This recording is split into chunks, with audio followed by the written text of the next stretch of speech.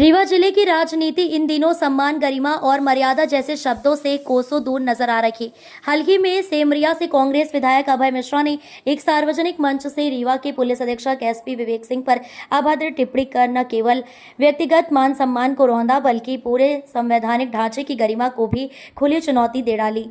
ये कोई साधारण राजनीतिक बयान नहीं था बल्कि लोकतांत्रिक परंपराओं पर सीधा हमला था। एक ऐसा हमला जो न केवल राजनीतिक स्तर के गिरते मानकों को उजागर करता है बल्कि ये भी दिखाता है कि मुद्दों की राजनीति की जगह अब व्यक्तिगत अपमान और चरित्र हनन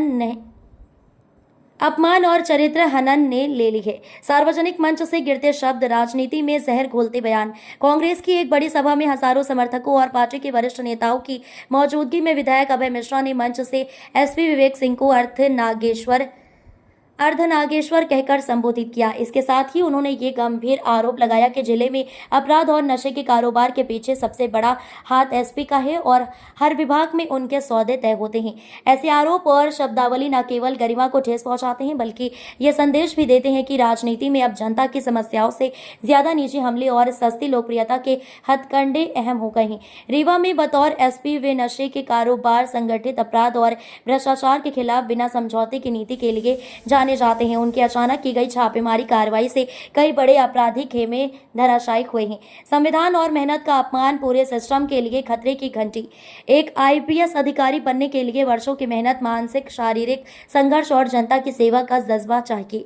ये पद केवल व्यक्तिगत उपलब्धि नहीं बल्कि पूरे देश की प्रशासनिक क्षमता और संविधान की प्रतिष्ठा का प्रतीक है। जब कोई विधायक ऐसे पद पर बैठे व्यक्ति को अपमानित करता है तो ये केवल एक अधिकारी का अपमान नहीं बल्कि पूरे लोकतंत्र और कानून व्यवस्था की नींव को हिलाने की कोशिश है। विपक्ष का हक लेकिन मर्यादा के भीतर। लोकतंत्र में विपक्ष को सरकार की आलोचना करने और सवाल उठाने का अधिकार है, लेकिन यह आलोचना तथ्यों और नीतियों पर आधारित होनी चाहिए। जनता के सामने चुनौती राजनीति की दिशा तय करनी होगी। अगर ये प्रवृत्ति जारी रही तो राजनीति का चरित्र पूरी तरह बदल जाएगा। आने वाली पीढ़ियां नेताओं को आदर्श नहीं बल्कि नकारात्मक उदाहरण के रूप में देखेंगी।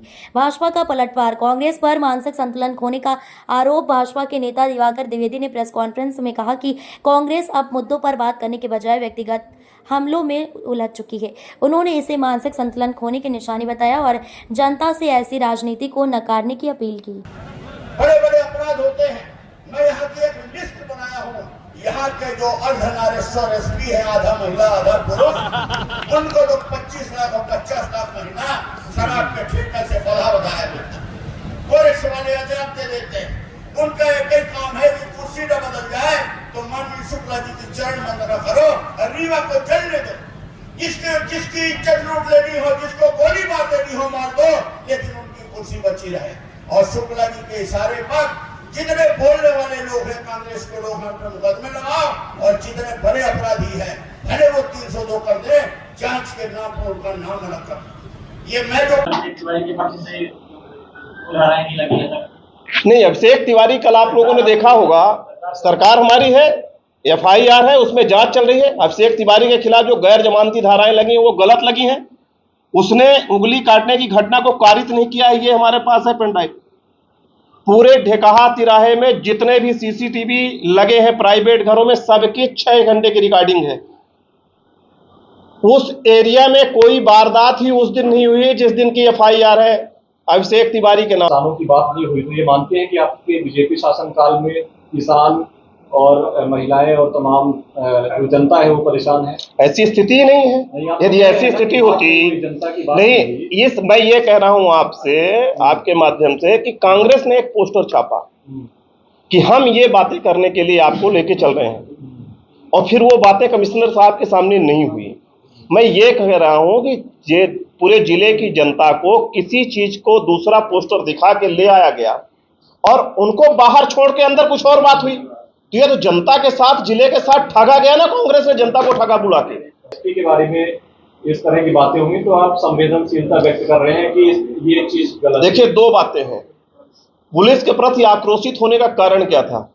एक आदमी अर्धनग्न अवस्था में 1000 लाठी मारा हुआ थाने के सामने लेटा था और वो क्या कह रहा था कि मैं एफआईआर चाहता हूं, जिन लोगों ने मेरे साथ अपराध कारित किया उनके खिलाफ सख्त कार्रवाई हो, और नहीं हो रही तो आक्रोश नहीं करेंगे तो क्या करेंगे भैया? बिहेवियर बदल गया। और कल क्या हो रहा था?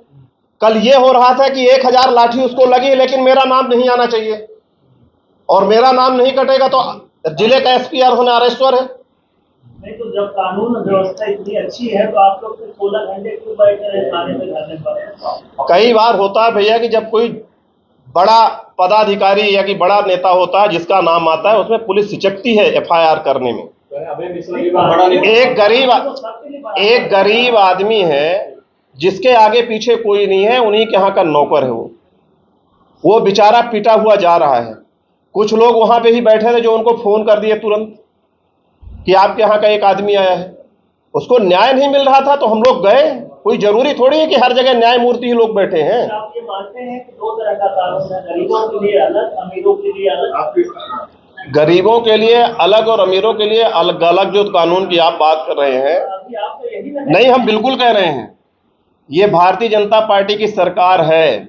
न्याय के लिए चाहे गरीब हो चाहे अमीर, कांग्रेस जैसे दोहरा चरित्र नहीं, हमें रोड में उतरना पड़े चाहे धरना देना पड़े, हम कर सरकार है। तो यहाँ पे कोई सीएम साहब थोड़ी बैठे थे थाने में।